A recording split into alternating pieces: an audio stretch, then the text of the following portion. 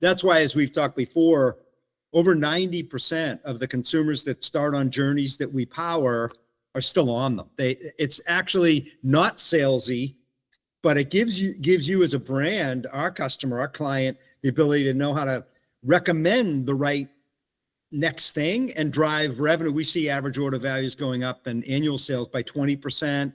We see churn reduction by 30% all the time. Those are the numbers that we just consistently get, and we measure and we share with our client. And I think that's really impressive. And I think as you're talking about that experience, and that what it really reminded me of is something that one of my good friends, Chelsea Burns, who's been on the show, talks about, which is the reason people buy something isn't for what your business's success depends on relationships with customers, relationships with employees, and relationships with stakeholders. What do they all have in common? They're all human, because no matter if your business is B2B or B2C, it's really H to H, human to human. Welcome to the Human Connection Podcast. I'm your host, Carl Ponto. Each week, I'll bring you stories, insights, and practical advice from experts that you can apply to your growing company and daily life. This week, I'm excited to connect with Ken Rapp. He is the CEO and co-founder of Bluestream, a company reshaping how brands build loyalty, reduce churn, and drive revenue after the sale by owning the product experience. With a career spanning over 2 decades in digital transformation and customer experience, Ken has consistently been at the forefront of connecting technology to real business impact. At Bluestream, he leads the charge in helping direct-to-consumer and subscription brands solve one of the most critical and often overlooked problems in marketing: post-purchase drop-off.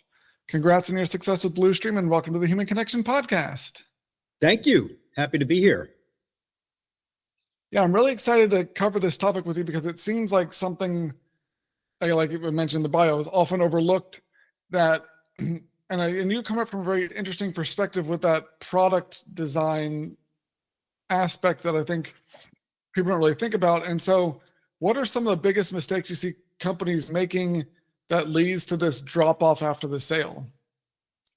Well, maybe I could start by telling a personal story of how it all started. Sure, I'd love to hear that too. Yeah, so we all buy things, and I happen to be a fanatic guitar player. I love playing guitar and playing in bands. I still play out and have fun with it, and I occasionally will buy another guitar. And I bought another acoustic guitar, and I got that guitar, and it was great and beautiful over the summer. And then that fall here in the Boston area around this time, October, November, December, started getting very dry out. And I didn't know that specific guitar needed different care from the owner, which was me, to take care of it. And it cracked. And I was heartbroken that my beautiful new guitar that sounded so beautifully actually had a crack created in it because it dried out. And I felt completely responsible, but asked myself, what would have happened if that brand that I bought the guitar from, or the store that I bought the guitar from, actually had connected with me around the guitar? If they used the guitar as a way to create a new relationship with me about my ownership experience with that guitar. Well, they would have probably checked in on me within the first few days and then the first few weeks about my playing, and asked me questions about what kind of music I like. And then they would have known how often I play.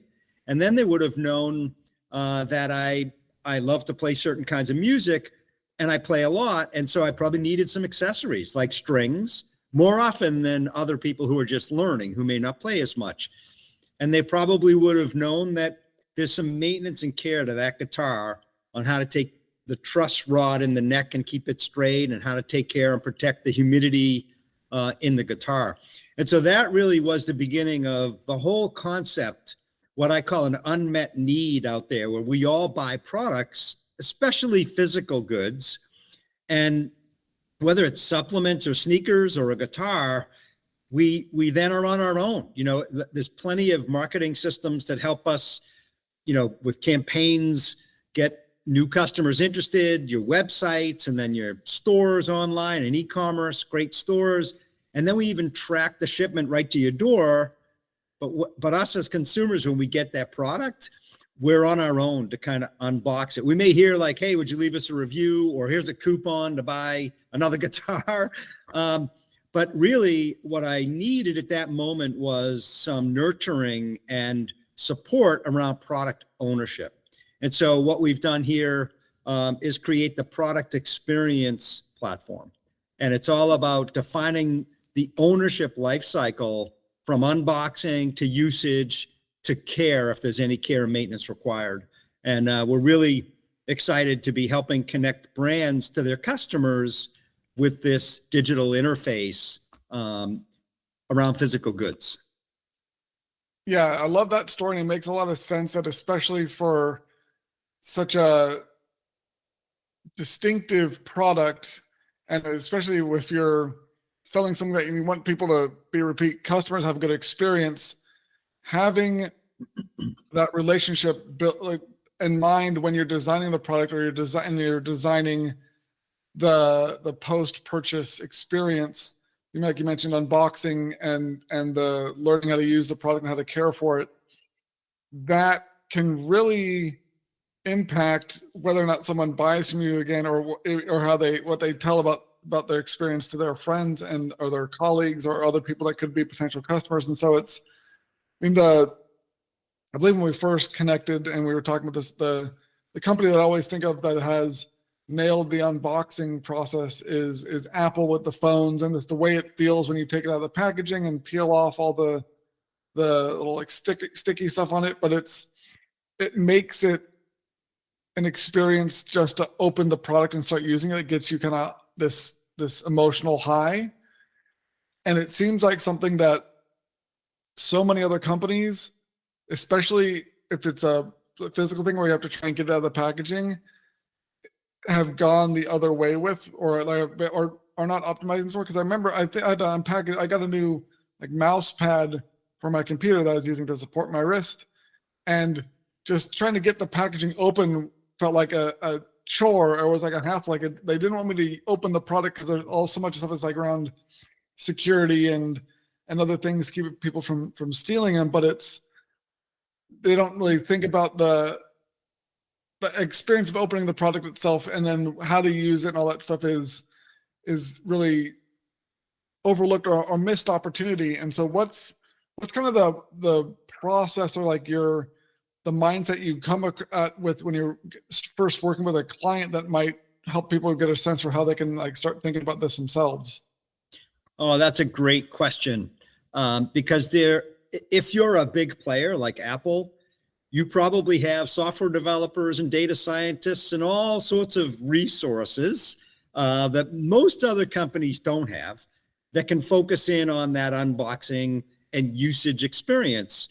And as a software platform, you already have in your hands, either the iPad or the phone or the computer that's interacting with you digitally. You've got a consumer connection, a relationship you can build with them digitally. But if I bought a box of smoothies, I've never made smoothies before, but my friends were telling me I should probably get healthy, or maybe I want to train for some sort of a 10K, or maybe I just want to diet. I'll try them, and then I get a box showing up, and we really do have like the data now that substantiates what the process of unboxing really is. A 30-day long process as we see it. And it's really not just, open the box. It's learning directly from that consumer how they're going to use it and why they bought the product. Not why because I wanted smoothies, but why I'm going to use smoothies, to go and do whatever I want to be healthy or whatever. And then that second stage is when it's really all about usage, and based on my skill level, I'm a pretty beginner smoothie drinker. What habits am I creating? And by knowing the habits of usage in that second stage, so unboxing to usage, oh my gosh, can you stop sending me too many smoothies, so that now I actually know I'm only eating them at lunch at work 5 days a week, and you sent me a box of 40. I don't eat them twice a day. I don't need another one at the end of the month, and my freezer gets full, and then I churn out.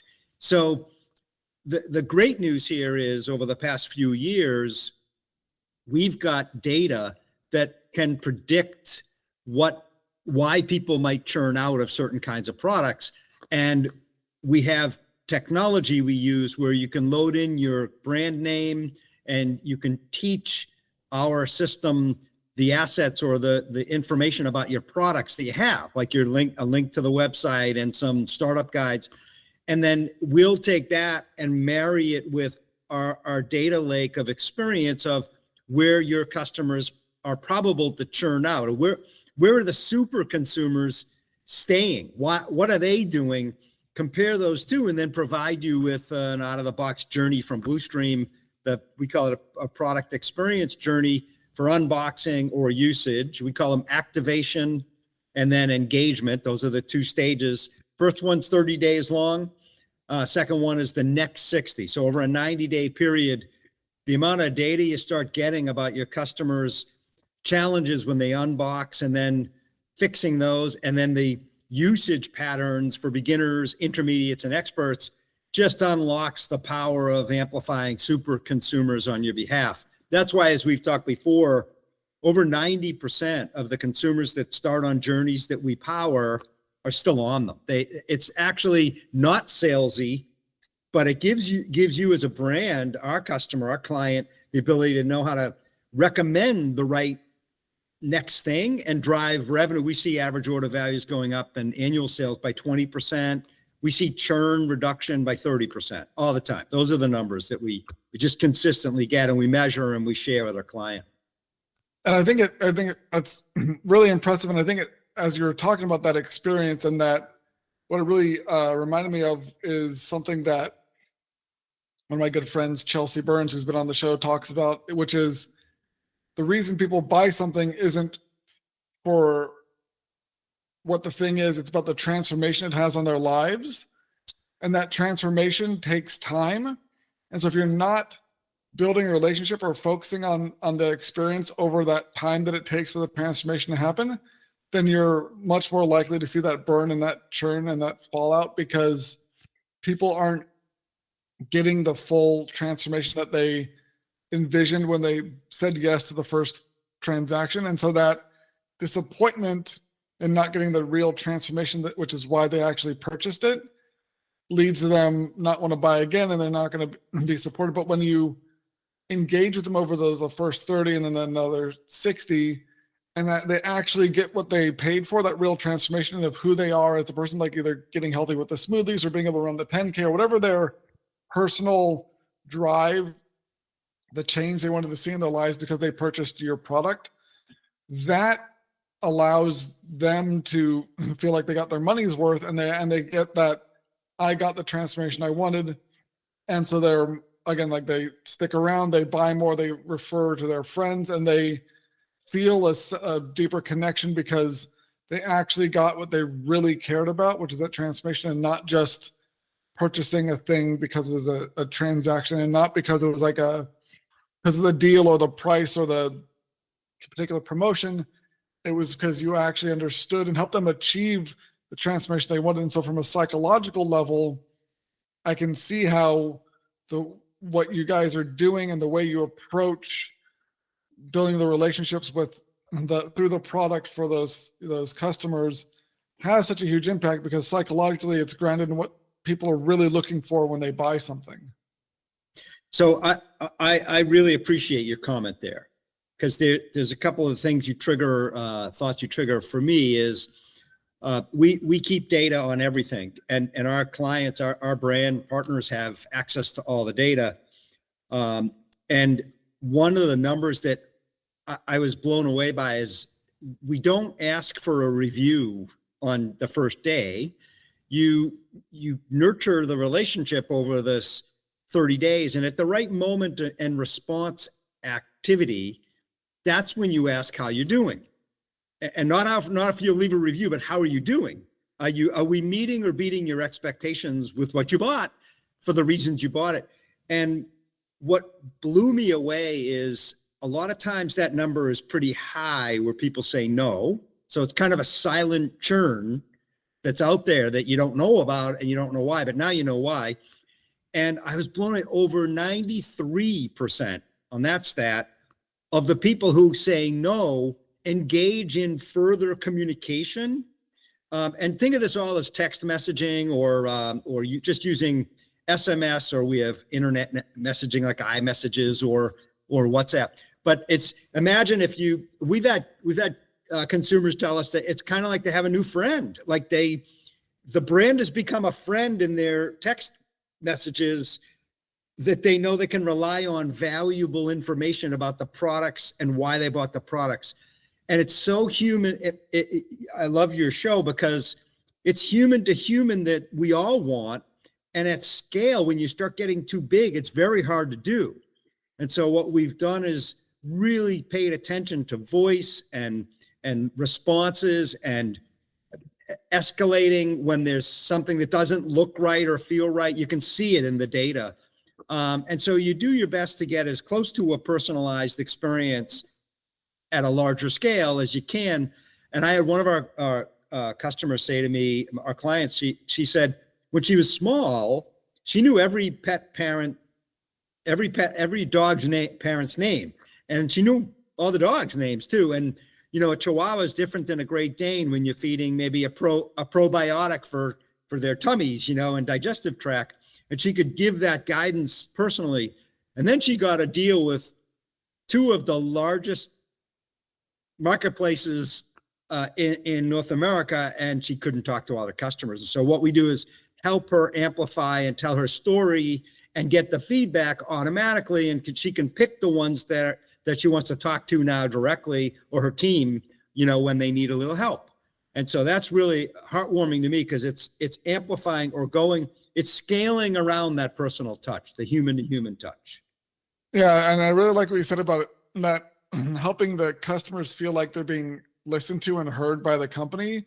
And because that difference between leave us a review is asking for something, but saying, how are you doing? Are we fulfilling your expectations? That's showing that you have their best interest in mind. You're not just trying to get another Google review to promote your business. It's, are we meeting your expectations? Are you satisfied? And if not, it opens up that conversation to help you solve it and then turn that silent churn, as you said, into a repeat business, and continuing the relationship.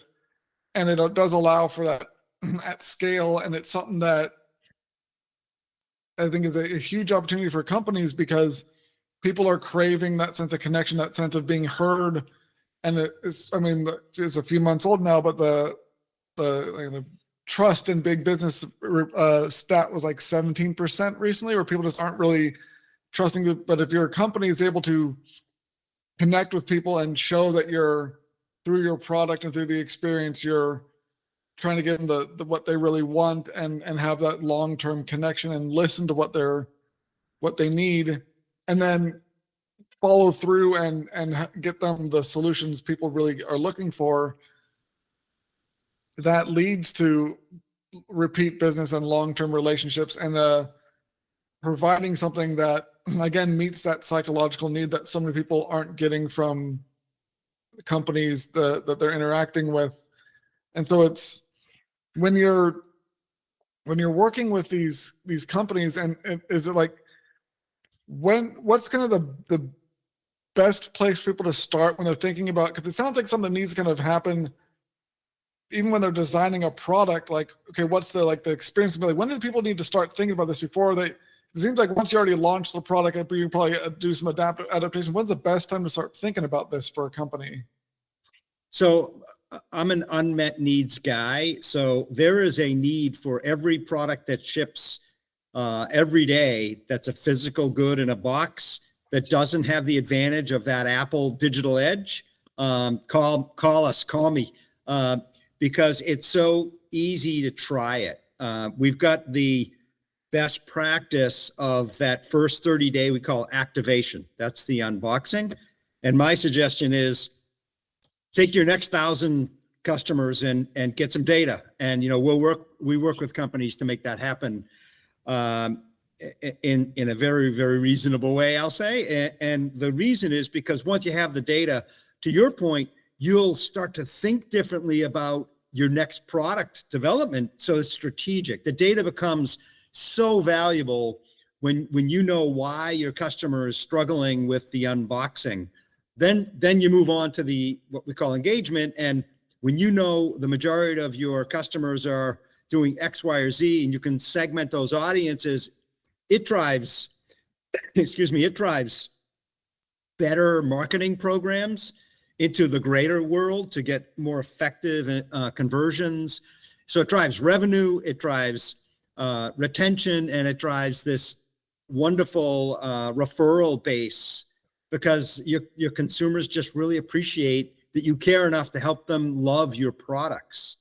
So the good news is there's an awful lot of, there's tens of millions of data points now in our data lake about where people struggle with different kinds of products, from sneakers to smoothies to supplements. And, I'm a big fan, even though I'm only 35 years old in here, I've been around the block and spent a lot of my career in health and wellness. And I'm very excited about what's going on in the wellness arena for pets and people. But those products need a little guidance, right? So I tried using some new shampoo that will grow my hair, hypothetically, and it didn't work on day one. And so I got frustrated. But, it's supposed to do it for 3 months before I should see a little more hair. And so the wellness space, the supplement space, skincare, pet health, it's all really important, and I love it because we're living longer.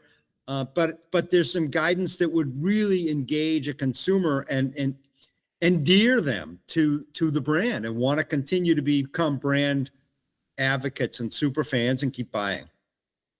Awesome. Well, thank you so much for connecting with me today, Ken. If you enjoyed this episode of the Human Connection podcast, please leave a review, and share it. If you want to connect with either myself or Ken, check out the links in the show notes. And remember, no matter if your business is B2B or B2C, it's really H to H, human to human. Happy connecting.